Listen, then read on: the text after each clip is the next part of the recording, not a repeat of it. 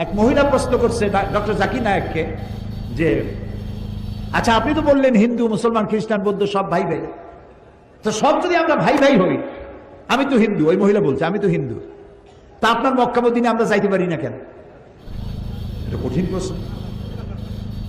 আমি চিন্তা করলাম কি জবাব দেয়। আমার কাছেও জবাব আছে, কিন্তু উনি কি বলেন সেটা শোনা দরকার।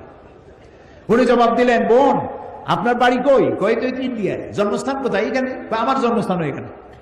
আচ্ছা বোন আপনি কি জানেন যে ইন্ডিয়ায় এমন এমন এমন জায়গা আছে যেখানে এখানে জন্মগ্রহণ করার পরেও সে জায়গায় আপনি আর আমি যাইতে পারি না, এরকম জায়গার নাম জানেন?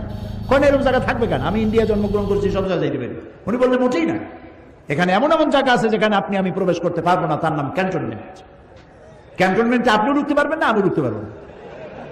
ক্যান্টনমেন্টে ঢুকবে যারা নিরাপত্তার দায়িত্বে, দেশ রক্ষার দায়িত্বে যারা আছে, যে কোনো মুহূর্তে ডাক দিয়ে বলে জান দেওয়ার